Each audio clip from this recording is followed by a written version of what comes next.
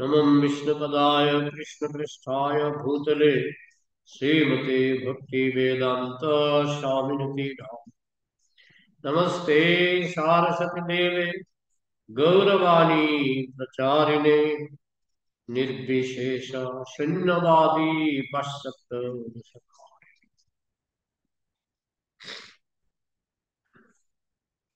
आज আমরা শ্রীমদ্ ভাগবতের তৃতীয় স্কন্ধের দ্বিতীয় ভাগ 30 নম্বর অধ্যায়ের 18 নম্বর শ্লোক থেকে শ্রবণ। অধ্যায়ের নাম ভগবান কপিল দেব কর্তৃক অশুভ সকাম কর্মের বর্ণনা।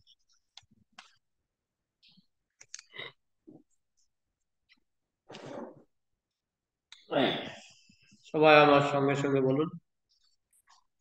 এবং কুটুম্ব ভরণে বিপৃতাত্ম অজিতেন্দ্রিয়া म्रियते रुदकांक्षाणां गुरु वेदनयास्तधी। शब्दार्थ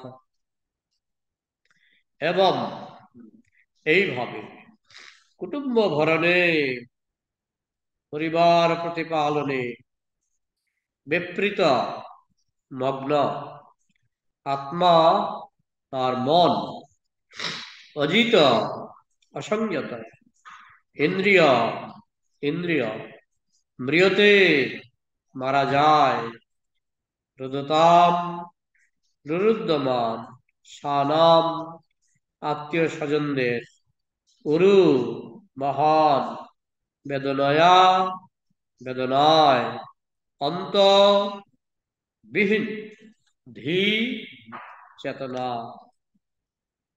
শিলা প্রভুপাদ কৃত অনুবাদ এবং তাৎপর্য। জয় শিলা প্রভুপাদ কি জয়। অনুবাদ। এইভাবে অসংযত ইন্দ্রিয়ের দ্বারা কুটুম্ব ভরণে বিপৃত ব্যক্তি তার আত্মীয় স্বজনদের এইভাবে ক্রন্দন করতে দেখে গভীর দুঃখে তার প্রাণ ত্যাগ করে। সে অসহ্য বেদনায় অচেতন হয়ে অত্যন্ত করুণ অবস্থায় মৃত্যুবরণ করে। মৃত্যু কৃষ্ণ ভগবত গীতায় বলেছেন, মৃত্যু সর্বহরশ্চাহম উদ্ভবশ্চ ভবিষ্যতাম। মৃত্যু সর্বহরশ্চাহম, আমি হচ্ছি সবকিছু হরণকারী মৃত্যু। মৃত্যু সবকিছু হরণ করে। একটা জিনিসের নাম বলুন যেটা মৃত্যু হরণ করতে পারে না।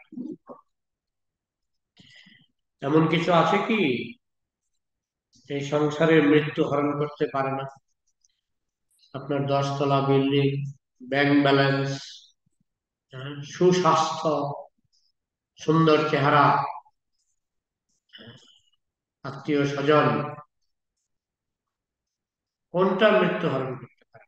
একমাত্র আপনার স্বীকৃতি ছাড়া, আপনার স্বীকৃতি ভক্তি কর্ম এগুলি ছাড়া মৃত্যু সব হরণ করতে পারে। যে বুদ্ধিমান সে সেসব বিষয়ের উপর গুরুত্ব বেশি দেবে যেগুলি মৃত্যু হরণ করতে পারে না। সেটাই হচ্ছে ভক্তি, সেটাই ভক্তি।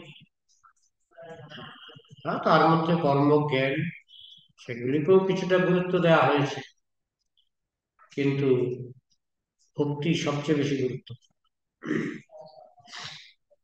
প্রভুপাদ একটি সুন্দর দৃষ্টান্তের মাধ্যমে ব্যাখ্যা করেছেন, রাস্তার মধ্যে যখন একটা গাড়ি হঠাৎ করে বন্ধ হয়ে যায়, তখন 2-3 জন লোক গাড়িটাকে ধাক্কায় না? এটাকে প্রভুপাদ বলছেন এটা হচ্ছে কর্মযোগ। কর্মযোগ, গাড়িটাকে ধাক্কালাম, কর্মযোগ। তুলনা তুলনা চলছে। তারপরে ধাক্কাধাক্কি করে কাজ হলো না, তো পাশে ছিল একটা গাড়ির দোকান, গাড়ি ঠিক করার দোকান, গ্যারেজ। সেখান থেকে একটা লোক এসে গাড়ির মুখটাকে খুলে একটু খুঁচিয়ে খুঁচিয়ে দেখলো কি সমস্যা। ও, এখানে একটা স্ক্রু খুলে গেছে, এখানে একটা ইয়ে হয়ে গেছে। এখানে একটা পাইপ খুলে গেছে, তো সেইগুলি জোড়াতালি দিয়ে লাগিয়ে দিই। এটা হলো জ্ঞানযোগ। জ্ঞানযোগ। আগে যে গাড়িটা ধাক্কা ধাক্কি করা হয়েছিল এটা হলো কর্মযোগ। আর যে গাড়িটা ঠিক করলো যে মেকানিক্স, এটা হলো জ্ঞানযোগ। তারপরে গাড়িটা স্টার্ট হলো একেবারে 80 80 মাইল বেগে শুরু হয়, এটা ভক্তিযোগ। এটা হচ্ছে ভক্তিযোগ। ভক্তিযোগ হচ্ছে স্বতঃস্ফূর্ত, তার গতি বেশি।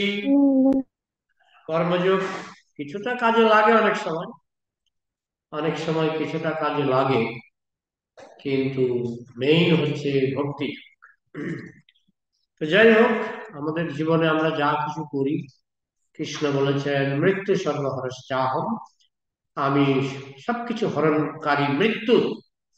অনেকে অনেকে ভগবানকে বিশ্বাস করে না, কিন্তু কেউ বলতে পারবে না যে আমি মৃত্যুকে বিশ্বাস করি। তার মানে কি, সবাই ভগবানকে বিশ্বাস করে, কারণ মৃত্যু হচ্ছে ভগবানের দ্বিতীয় নাম, আরেকটি নাম। মৃত্যু হচ্ছে ভগবানের আরেকটি নাম, কারণ ভগবান বলেই দিয়েছেন মৃত্যু হরশ্চা সর্বহরশ্চাহম, আমি হচ্ছি সর্বহরণকারী মৃত্যু। তো ভগবান তো বলেই দিয়েছেন মৃত্যু আমারই নাম, কালস্মি, আমি হচ্ছি কাল, আমি হচ্ছি মৃত্যু। ভগবান তো বলেই দিয়েছেন এটা আমারই নাম। তো এখন আমি যদি বলি আমি ভগবানকে বিশ্বাস করি না, কৃষ্ণকে বিশ্বাস করি না, কিন্তু তার আরেকটা নাম আছে মৃত্যু, সেটাকে বিশ্বাস করেন কি? কে আছে এই সংসারে? এই সংসারে কে আছে যে মৃত্যুকে বিশ্বাস করে না? সবাই মৃত্যুকে বিশ্বাস করে, তার মানে সবাই ভগবানকে বিশ্বাস করে, শুধু নামটা পাল্টে দিয়েছে। হুম? এবং কুটুম্ব ভরণে মানুষ, বেশিরভাগ মানুষ কি করে? এই ভক্তি সম্পদ সঞ্চয় করতে চায় না। কুটুম্ব ভরণ, চারটে হয় রাজন, কুটুম্ব ভরণ বা লিবা চাটতে হয় রাজন। দিনের বেলায় টাকা টাকা টাকা টাকা টাকা, রাত্রিবেলায় উম, অবৈধ বা উচ্ছৃঙ্খল জীবন। আর কি? কুটুম্ব ভরণ বা কুটুম্ব ভরণ। হ্যাঁ, মানুষ টাকা হবে, পকেট ভারী হবে, বিগ বাজারে ঢুকবে, বালতি ভর্তি করে জিনিসপত্র নিয়ে চলে আসে। এই হচ্ছে অধিকাংশ মানুষের জীবন। এবং সে মনে করে আই এম সাকসেসফুল, আমি খুব সাফল্যমণ্ডিত, আমি বিগ বাজারে গিয়ে আমি আমার ইচ্ছা মতো সব জিনিস নিয়ে আসলাম, আমার জীবন সফল। মৃত্যুর পরে কোথায় যাবে জানি না, কেউ বলে জানি না, কেউ বলে মানি না। হ্যাঁ? যখন খরগোশের সামনে যখন বাঘ এসে উপস্থিত হয়, অনেক সময় হয়, বাঘ হয়তো হাঁটছে, খরগোশও হাঁটছে, হঠাৎ করে খরগোশ দেখলো আরে বাবা, আমার সামনে দেখি বাঘ বা সিংহ। তখন খরগোশ কি করে জানে? দৌড় দৌড় দেওয়ার মতো শক্তি তার থাকে না, ভয় পেয়ে যায়। তখন সে চোখ বন্ধ করে চোখ বন্ধ করে সে দেখে যে বাঘ নাই। কারণ চোখ বন্ধ করলে সব অন্ধকার। তখন সে বলে বাঘ নাই, আর বাঘ এসে তাকে আরামসে খেয়ে ফেলে। হরিণও তাই করে। হরিণ কি করে, যখন বাঘের সামনে পড়ে যায়, তখন যখন দূরের থেকে দেখে ফেলে দৌড়ায়, কাছে একদম হঠাৎ করে দেখে তোর মুখের সামনে, সবসময় দৌড়াতে পারে না, অনেক সময় কি করে মুখটাকে ঝোপের ভিতরে ঢুকিয়ে দেয়, মুখটাকে ঝোপের ভিতরে ঢুকিয়ে দেয়। তখন ঝোপের ভিতরে ঢুকিয়ে দিয়ে চোখ বন্ধ করে, তার পুরো বডিটা ঝোপের বাইরে। তো বাঘ গিয়ে আরামসে তাকে খেয়ে ফেলে। আর সে কি মনে করছিল? সে মনে করছিল বাঘ নাই, কারণ আমি দেখতে পাচ্ছি না। হ্যাঁ, বানানো নাকি অনেক সময় ভয় পেলে চোখ বন্ধ করে। চোখ বন্ধ করে অন্ধকার লাগে, মনে করে বিপদ নাই, বিপদ শেষ। তো মানুষও যারা নাস্তিক তারা বলে মৃত্যু নাই, ভগবান নাই, যমলোক নাই, যমরাজ নাই, যমদূত নাই। ওই চোখ বন্ধ করে নাই নাই। কিন্তু তুমি নাই নাই করলো, তারা তোমাকে 16 আনাই দেখতে পাচ্ছে। হ্যাঁ, তো সে মৃত্যু নাই, ভবিষ্যৎ নাই, পরজন্ম নাই, এসব চিন্তা করে সে কুটুম্ব ভরণে ব্যস্ত হয়, বিপরীত। বিপরীত মানে খুব ব্যস্ত, কুটুম্ব ভরণে ব্যস্ত। তার আহ, ভোর থেকে শুরু হয়, ভোর থেকে রাত্র পর্যন্ত কুটুম্ব ভরণ। আমি দেখেছি, আমি তো ওই যখন যাদবপুরে পড়াশোনা করতাম, আমি থাকতাম প্রথম দিকে বিরাটিতে। বিরাটি থেকে যাদবপুর অনেক দূর। আমি প্রথমে ট্রেনে উঠতাম, সেখানে শিয়ালদা গিয়ে নামতাম, তারপরে শিয়ালদা থেকে আবার ট্রেন, এই করে যাদবপুর গিয়ে পৌঁছাতাম। তো তখন দেখতাম বনগাঁ থেকে মানুষ রওনা হয়েছে। বনগাঁ থেকে, মানে বনগাঁ থেকে বিরাটি হয়ে যেতে হয়। তো আমি দেখতাম ওরা তাস টাস খেলতো ট্রেন, রেলের মধ্যে। বন্ধ করে দিল, রেলের মধ্যে তাস খেলতো। হ্যাঁ, এরা ভোরে, এরা ভোরের ট্রেনে রওনা হতো বাড়ি থেকে, হয়তো এক কাপ চা খেয়ে কিংবা পান্তা ভাত খেয়ে, কিংবা যারা বেশি ভাগ্যবান তারা একটু গরম ভাত খেয়ে ভোরবেলা, গরম ভাত খেয়ে বেরিয়ে যেত। ওই রেলগাড়িতে 1-2 ঘন্টা জার্নি করে কাজে যেত। সারাদিন অফিসে কাজ করত, কাজ করে সন্ধ্যাবেলায় ফিরতে ফিরতে দেখতাম, আমিও সন্ধ্যাবেলায় ফিরতাম, দেখতাম ওই যেই লোকগুলি গিয়েছিল অফিসে কাজ করতে, সেই লোকগুলো আবার ফিরে আসছে বাড়িতে পৌঁছাতে পৌঁছাতে রাত্রি 9টা 10টা। তার মানে কি সারাটা দিন গেল কুটুম্ব ভরণে, সারাটা দিন গেল কুটুম্ব ভরণে। এটাই বলা হচ্ছে ভক্তি করার সময় নাই, ভক্তি করার সময় নাই, সারাটা দিন কুটুম্ব ভরণে বিপরীত। আবার কি অজিত, অজিত ইন্দ্রিয়, ইন্দ্রিয়গুলো আবার কন্ট্রোলে নাই। একে তো কুটুম্ব ভরণ, তার মধ্যে আবার ইন্দ্রিয়গুলো কন্ট্রোল নেই। সারাদিন অফিসে বসে ওই একটু পরে পরে চা, পান, তারপরে আবার অনেক সময় এমনও হতো, এখন অত হয় না, আগে হতো। হ্যাঁ, ওই জামাটা, কোট, কোট শীতের দিন কোটটা খুলে চেয়ারে ঝুলিয়ে রাখ।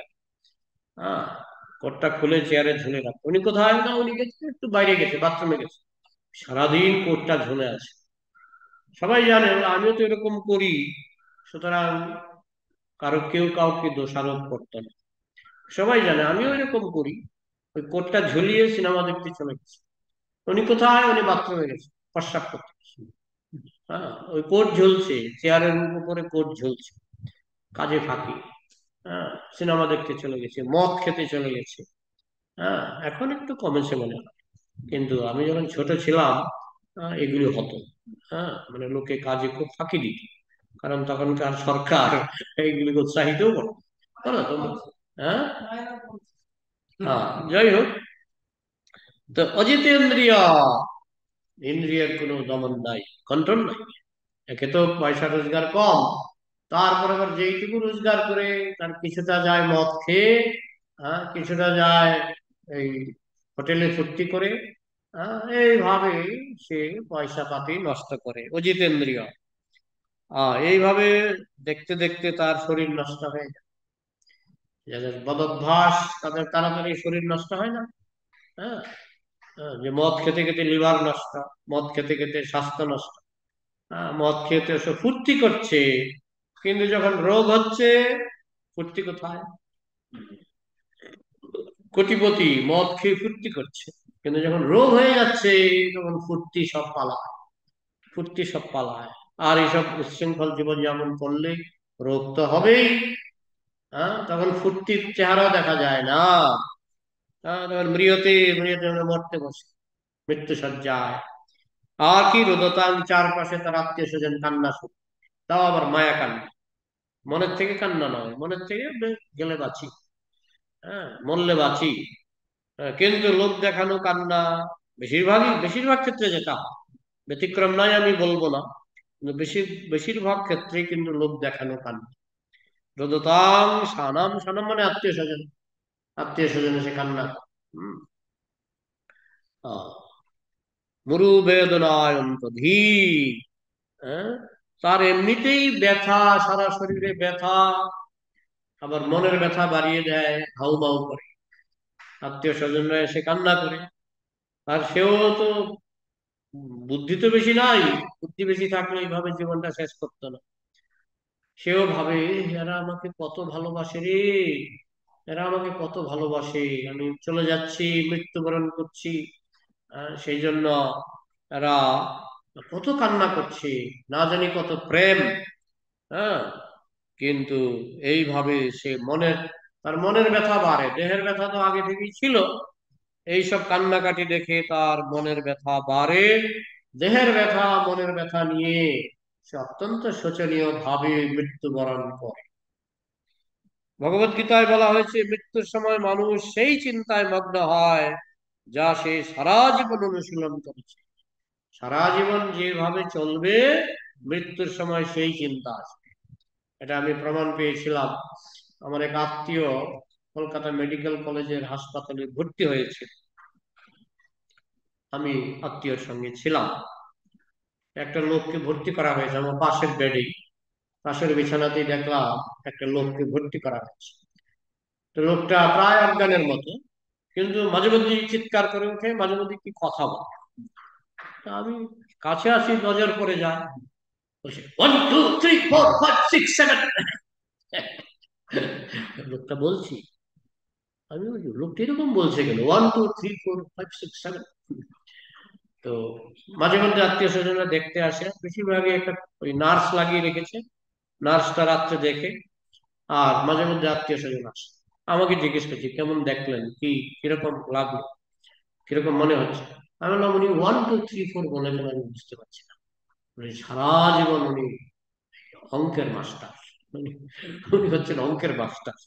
সারা জীবন কঠিন অঙ্ক হয়তো আর বনে নেই, মৃত্যুর সময় 1 2 এগুলো মনে আছে। তো যাই হোক, অঙ্কের মাস্টার, সারা জীবন অঙ্ক করেছেন, তাই কিছু মনে না থাকলেও 1 2 3 4 এগুলি তার মনে আছে, এবং মৃত্যুর সময় এগুলি আসছে। হ্যাঁ, আমার নিজের ঠাকুরদার কথা। হ্যাঁ, আমাদের ছিল, প্রধানত আমরা ছিলাম কৃষিজীবী। হ্যাঁ, এই অনেক জমি ছিল, সেগুলি দেখাশোনা করতেন আমার ঠাকুরদা।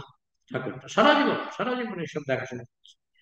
তো মৃত্যুর সময় আহ আমরা বিছানার কাছে মাঝে মধ্যে যেতাম, বলছে হে, গরু গরু গরু গরু গরু ঢুকেছে, ধান খেতে গরু ঢুকেছে, চোখ বন্ধ, চোখ বন্ধ, ধান খেতে গরু ঢুকেছে। ও পরের বারের গরু এসে অনেক সময় ধান খেয়ে চলে যায় না, এই সারা জীবনে এইসব গরু তাড়িয়েছে। হ্যাঁ, এই গরু ঢুকেছে ধান খেতে। আমরা আমরা না, গরু টরু ঢুকেনি, ওরা দেখে দেখে আয়, দেখে আয়, দেখে আয়। তো এখন আমি বুঝতে পারছি যে প্রভুপাদ বলছেন মৃত্যুর সময় মানুষ সেই সব চিন্তা করে যে যেটা তারা সারা জীবন করে এসেছে, সারা জীবন করে এসেছে। অনেকে বলে সারা জীবন কাজ করব, মৃত্যুর সময় কৃষ্ণকে স্মরণ করতে করতে গোলকে চলে যাব। হবে না, হবে না। সারা জীবন যা করবে, মৃত্যুর সময় সেই চিন্তাই আসবে। হ্যাঁ, যেমন না স্বপ্ন দেখা, আমি যদি বলি আজকে রাত্রে ঘুমিয়ে আমি স্বপ্ন দেখতে চাই আমি সারা ভারতের প্রধানমন্ত্রী হয়ে গেছি, ঘুমালাম, ঘুমানোর পরে দেখলাম আমি ভিক্ষার ঝুলি হাতে নিয়ে ঘুরে বেড়াচ্ছি, তাহলে স্বপ্নটা কি আমার হাতের মুঠায়? স্বপ্নটা আমার হাতের মুঠায় নয়। ঠিক তেমনি মৃত্যুর সময় কি চিন্তা হবে, মৃত্যুর সময় কি চিন্তা হবে, সেটা আমার হাতের মুঠায় নয়। হ্যাঁ, হাতের মুঠায় এক হিসাবে সারা জীবন যা করেছি সেটাই আসবে। হ্যাঁ, রিহার্সালের সময় যাইনি, 3 মাস রিহার্সাল হয়েছে, যাইনি। আর যেদিন নাটক হবে সেদিন গেছি, আমার অভিনয় করব, রিহার্সাল আমি করিনি, তাহলে অভিনয়টা কি করতে পারবো? পারবো। রিহার্সাল ছাড়া যেমন অভিনয় করা যায় না, ঠিক তেমনি কৃষ্ণ ভক্তি রিহার্সাল দরকার। প্রতিদিন 16 মালা জপ, 4টা নিয়ম পালন, এগুলি হচ্ছে আমাদের জীবনের রিহার্সাল। গুরু পূজা, দর্শন, আরতি, এগুলি হচ্ছে আমাদের জীবনের রিহার্সাল। এগুলি যদি আমরা ঠিক মতো করি, তাহলে মৃত্যুর সময় আমরা ভগবানকে স্মরণ করতে করতে দেহত্যাগ করতে পারবো। আর রিহার্সালে যদি ফাঁকি দিই, মৃত্যুর সময় কি চিন্তা আসবে মনের মধ্যে, হ্যাঁ, যেমন ঘুমের মধ্যে কি স্বপ্ন দেখবো সেটা যেমন আমার হাতের কন্ট্রোলে নয়, ঠিক তেমনি মৃত্যুর সময় কি চিন্তা করব সেটা তখন ভগবান দেখবেন। কি চিন্তা আমার মাথায় ঢুকবে, হ্যাঁ, আপনি খুব সেজে গুজে, হ্যাঁ, আপনি ছবি তুলবেন, সেজে গুজে ছবি তুলবেন। হ্যাঁ, কৃষ্ণ বলছেন অন্তকালে চ মামেব স্মরণ মুক্তা কলেবরম য প্রয়াতি সমদ্ভাবম ইয়াতি নাস্তত্র সংশয়া। তারপরে আবার বলেছেন কি, আমার মানে যে চিন্তা জং জং ভাবম স্মরণ জং জং ভাবম কি জং জং বাপি স্মরণ ভাবম ত্যজত্যন্তে কলেবরম তম তমৈতি কন্তয়া সদা তদ্ভবন ভাবিতা। যেরকম চিন্তা করতে করতে তুমি দেহ ত্যাগ করবে, তুমি সেরকম দেহ লাভ করবে। এখন অনেকেই মনে করে ঠিক আছে, আমি ভালো চিন্তা করতে করতে দেহ ত্যাগ করবো, কিন্তু প্ল্যান খাটবে না। সারা জীবন কুকাম করেছো, আর মৃত্যুর সময় ভালো চিন্তা করে ফেলবে, ভগবান তোমাকে সেই সুবিধা দেবে না। হ্যাঁ, মৃত্যুর সময়টা খুব গুরুত্বপূর্ণ। হ্যাঁ, যেমন আপনি খুব সেজে গুজে ছবি তুলতে গেলেন, সেজে গুজে ছবি তুলতে গেলেন, ক্যামেরাম্যান দামি ক্যামেরা নিয়ে আসলো, রেডি, 1 2 3। সেই সময় আপনার একটা হাঁচি চলে আসলো, হাঁচা, তারপরে ছবিও ক্লিক পরে গেল, ক্যামেরায় ক্লিক পরে গেল, তো ছবিটা কেমন আসবে? হাঁচছে। ওই ক্লিক করার সময় যেরকম হাঁচি দিয়েছেন সেরকম ছবি আসবে, আপনি যতই সেজে গুজে যান না কেন, যতই সেজে গুজে যান না কেন, ওই ক্লিক করার সময় যে হাঁচি দিয়েছেন সে হাঁচিটাই আসবে। মৃত্যুর সময়টা হচ্ছে যমরাজের ক্লিক, রেডি 1 2 ক্লিক। সেই সময় আপনার চিন্তা আসলো কুকুরের চিন্তা, তখন হয়ে গেলেন কুকুর। সেই সময় চিন্তা আসলো হরিণের চিন্তা, ভরত মহারাজ, মৃত্যুর সময় হরিণের চিন্তা এলো, হয়ে গেল হরিণ। মৃত্যুর সময় যে চিন্তা আসবে সেই রকমের দেহ লাভ হবে। ঠিক ক্যামেরার ছবি তোলার মতো, ক্লিক করার সময় যদি হাঁচি দেন, হাঁচির ছবি আসবে। ঠিক মৃত্যুর সময় আপনি কি ক্লিক করবেন, সেটা আপনার উপর নির্ভরশীল। মানে সারা জীবন যা কর্ম করেছেন সেই অনুসারে আপনি যেরকম ভাবনা করবেন সেরকম দেহ লাভ হবে। যে ব্যক্তি সারা জীবন তার পরিবারের ভরণ পোষণের অতিরিক্ত অন্য কোনো বিষয় চিন্তা করেনি, তাও আবার পাপ পথে। পরিবার ভরণ পোষণ করেছেন, ভালো কথা, কিন্তু বহু জায়গায় মিথ্যা কথা বলতে হয়েছে, বহু জায়গায় মানুষকে ঠকাতে হয়েছে, হ্যাঁ, পাপ পথে। তার অন্তিম সময়ে পারিবারিক বিষয়ের কথাই তিনি চিন্তা করেন। সাধারণ মানুষের জন্য এটি স্বাভাবিক, 99.9% ক্ষেত্রে এটাই স্বাভাবিক।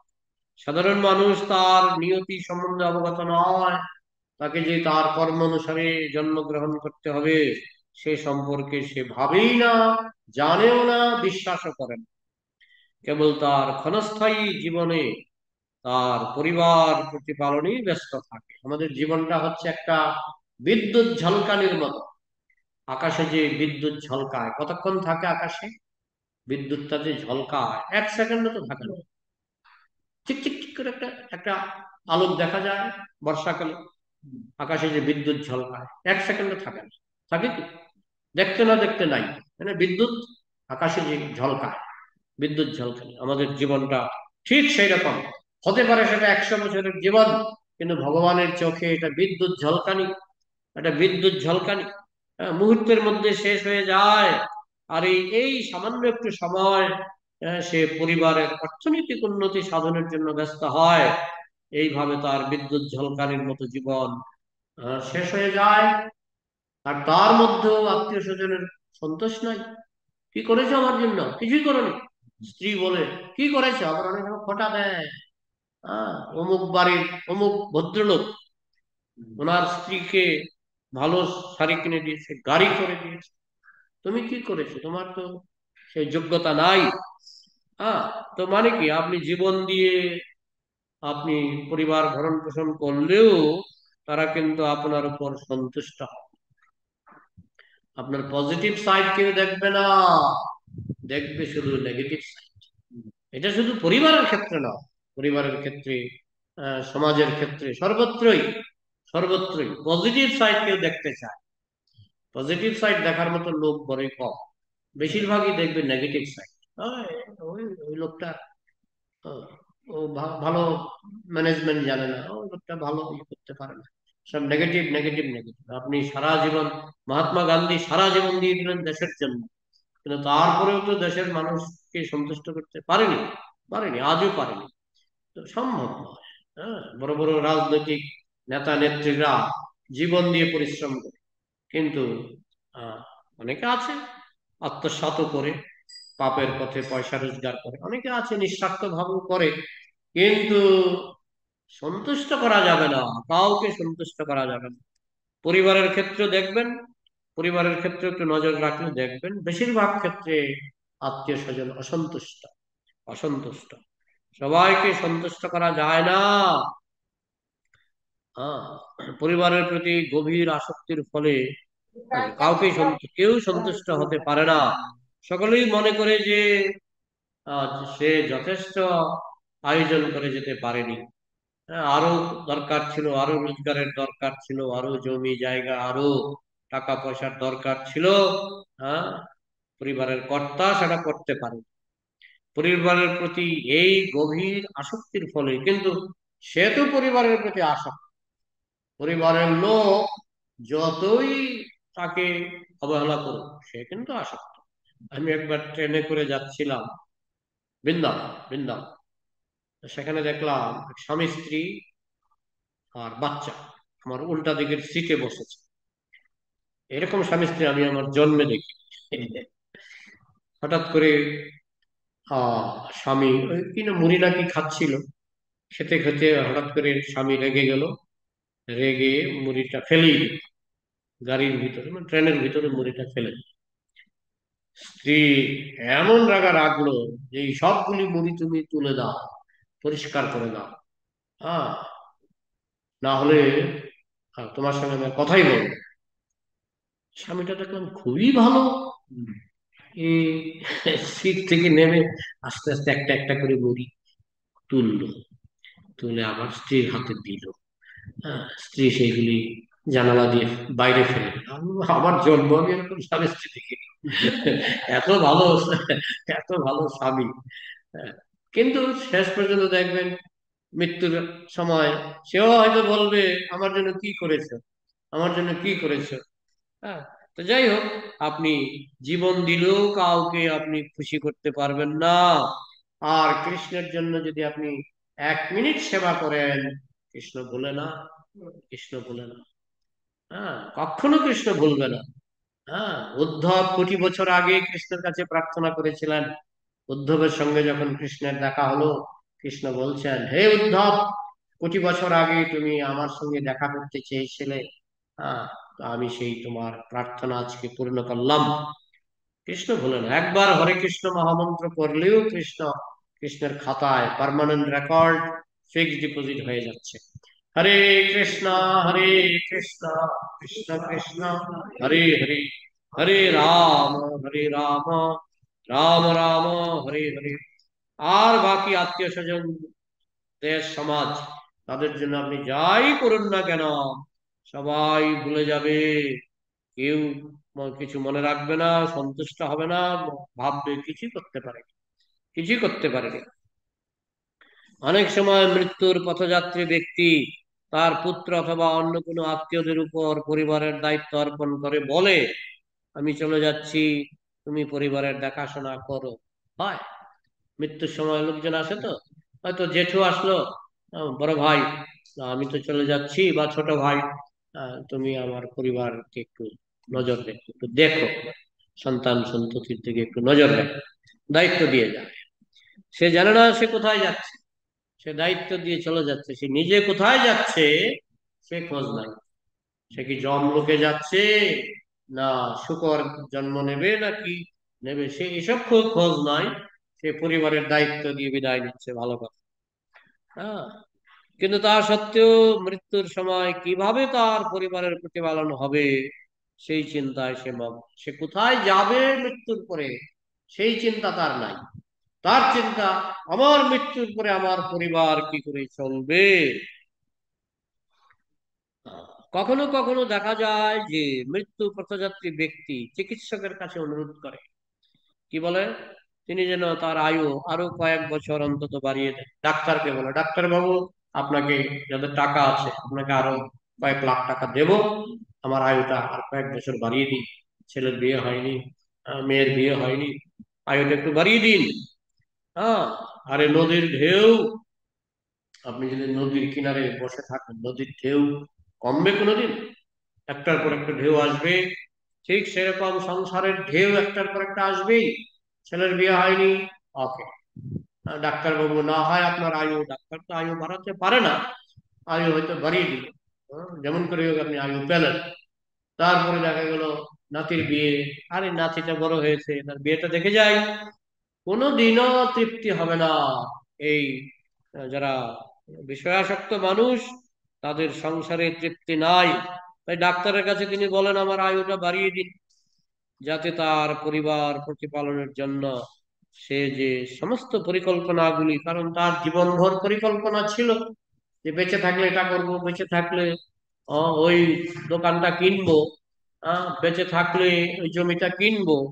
মৃত্যু চলে আসে, তার পরিকল্পনাগুলি অসম্পূর্ণ, সেগুলি সম্পূর্ণ করে যেতে পার। সে ভাবে আমি যদি আর কয়েক বছর বেঁচে থাকতাম, আমার প্ল্যান গুলি কমপ্লিট হয়ে যেত। এইগুলি হচ্ছে বদ্ধ জীবের ভবরোগ। সে তার আসল কৃষ্ণ ভক্তির কথা ভুলে যায় এবং সর্বদা ঐকান্তিক ভাবে পরিকল্পনা করে কিভাবে তার পরিবার প্রতিপালন হবে।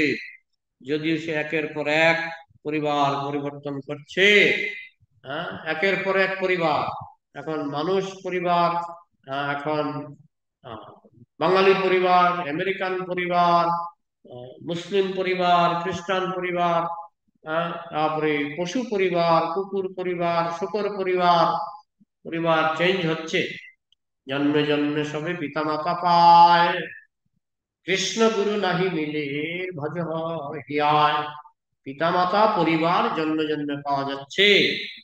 84 লক্ষ বার আমরা পরিবার পাচ্ছি, 84 লক্ষ বার। পরিবারের অভাব নাই, অভাব শুধু গুরু কৃষ্ণ, গুরু কৃষ্ণের অভাব। তো সেটা যদি ভাগ্যক্রমে জুটেই গেল এই জন্মে, সেটার সেটা উসুল করা দরকার, সেটা সুদে আসলে সেটাকে কাজে লাগানো দরকার। আর যদি আহ, বিষয় চিন্তা, পরিবার চিন্তা, টাকার চিন্তা, চলবে, বিদ্যুৎ ঝলকানির মতো কিছুদিন চলবে, তারপরে হঠাৎ করে নাই, হঠাৎ করে মৃত্যু, মৃত্যুর পর কর্ম অনুসারে যমদূত নিয়ে চলে যাবে।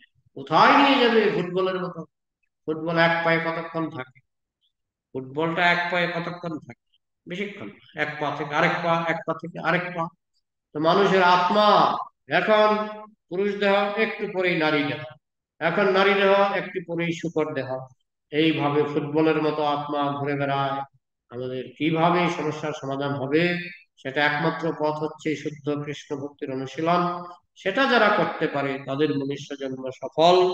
হ্যাঁ, তাদের মনুষ্য জন্ম সফল। আর বাকি যারা আহ, 10 তলা বিল্ডিং কেন, সারা পৃথিবীতে বাড়ি করলেও তার জীবন বিফল। হরে কৃষ্ণ। কারো যদি কিছু প্রশ্ন থাকে আলোচনা করা যায়। এখানে উমা বারুই, দেবব্রত, কি, দেবব্রত মিত্র, মিত্র, প্রশ্ন থাকলে বলো। আর এখানে যারা উপস্থিত, প্রশ্ন থাকলে, প্রশ্ন থাকলে বলতে পারেন। হরে কৃষ্ণ প্রভু, দণ্ডবোধ প্রণাম। ধন্যবাদ। কে বলছো? আহ, দেবব্রত? হ্যাঁ হ্যাঁ হ্যাঁ স্যার, হ্যাঁ হ্যাঁ হ্যাঁ প্রভু। বলো, বলো। বলছি কি, আপনার এই শুনলাম যে আকাঙ্ক্ষার মানুষের শেষ নেই, মানে হ্যাঁ। ডাক্তারবাবু যেমন আয়ু বাড়িয়ে দিচ্ছে, হুম। হ্যাঁ সেইভাবে মানুষের হ্যাঁ। আকাঙ্ক্ষাও বেড়ে যাচ্ছে। আকাঙ্ক্ষার হ্যাঁ। মানুষের শেষ নেই, একের পর এক, একটা পূর্ণ হলে আরেকটা। এই হ্যাঁ। জড়জগতে মানে আমাদের এত আশা আকাঙ্ক্ষা রয়েছে, এটা কিভাবে আমরা মানে এর থেকে মুক্ত হতে পারবো, বা এর আশা আকাঙ্ক্ষা তো ত্যাগ কিভাবে করতে পারবো? আশা আকাঙ্ক্ষা গুলিকে, প্রশ্ন হচ্ছে আশা আকাঙ্ক্ষার শেষ নেই। সে ডাক্তারের কাছে বলছে আমাকে 1 বছর 2 বছর আয়ু বাড়িয়ে দাও। আয়ু বাড়তে পারে, বাড়লেও আশা আকাঙ্ক্ষার শেষ হয় না। তো আশা আকাঙ্ক্ষাকে ধ্বংস করতে বলা হয়নি, বলা হচ্ছে সেগুলিকে কৃষ্ণমুখী করতে হবে। আশা আকাঙ্ক্ষাকে কৃষ্ণমুখী করতে হবে। আপনার 10 তলা বিল্ডিং করার ইচ্ছা, আপনি কৃষ্ণের জন্য একটা সুন্দর বিল্ডিং মন্দির। আপনার আর কি ইচ্ছা? খাওয়ার ইচ্ছা, আপনি কৃষ্ণ প্রসাদ খান। আর কি ইচ্ছা? আমি গান গাইতে ভালোবাসি, কৃষ্ণের জন্য গান করুন। আর কি? আমি দেখতে ভালোবাসি, আপনি কৃষ্ণকে দর্শন করুন। আহ তীর্থ দর্শন করুন। কৃষ্ণ বিষয়ক সিনেমা দর্শন করি। এইভাবে শুনতে ভালোবাসি, কৃষ্ণের ভজন শুনুন। আশা আকাঙ্ক্ষাকে কৃষ্ণমুখী করে দিলেই আশা আকাঙ্ক্ষা কমপ্লিট। আশা আকাঙ্ক্ষাকে ধ্বংস করার প্রয়োজন নেই, আশা আকাঙ্ক্ষাকে কৃষ্ণমুখী করে দিতে হবে। বুঝতে পারলেন দেবব্রত বাবু? হ্যাঁ, হ্যাঁ, হ্যাঁ, ধন্যবাদ। শুধু আশা আকাঙ্ক্ষাকে কৃষ্ণমুখী করতে হবে। হুম, ঠিক। হরে কৃষ্ণ। আর কোনো প্রশ্ন? হরে কৃষ্ণ। অমল কৃষ্ণ নাকি অমল ভক্ত? অমল কীর্তি প্রভুর প্রশ্ন আছে। হম এই যে যারা বাংলা খ্রিস্ট পাচ্ছে হম অনেক কোটি কোটি টাকা ইনকাম করছে, হম তারা তো ভগবান করছে, হম কিন্তু তারা কি করে কি তারা তাদের ইচ্ছা মাঞ্জস পাওয়া, কিন্তু তারা জ্ঞানের অভাবে, যেহেতু প্রথমত সাধু সঙ্গে আসেনি, দ্বিতীয়ত সাধুকে না শুনিলি সাধুর কথা, খাইলি আপন মাথা। সাধুদের কথা শোনেনি। হ্যাঁ, তো তারা বিষয়কর্মে লিপ্ত হয়েছে, মাঞ্জস পেয়েছে, মাঞ্জস পরের জন্য সুপার। তাহলে এখন প্রভুপাদ যেমন বলছেন যে ভারতের একজন প্রধানমন্ত্রী সুইডেনে একটা বাড়িতে কুকুর হয়ে জন্মেছে। ভারতের প্রধানমন্ত্রী সুইডেনে একটা বাড়িতে কুকুর হয়ে জন্মেছে। তারা দিব্য দৃষ্টিতে সব জানেন, বলে দিয়েছেন যে ভারতের একজন প্রধানমন্ত্রী সুইডেনে কুকুর হয়ে জন্মেছে। মান যশ প্রতিষ্ঠা পেলাম, কিন্তু পরের জন্য যদি শুকর হয়ে যায়, তাহলে আমার মান যশ কোথায় গেল? মান যশ কোথায় গেল? মান যশ শেষ। শুকর হওয়ার সঙ্গে সঙ্গে মান যশ শেষ। ঠিক আছে, আর রাখছি তাহলে। জয় শ্রী প্রভুপাদ কি, শ্রীমদ গ্রন্থরাজ শ্রীমদ ভাগবত কি, জয় গৌর প্রেমানন্দ।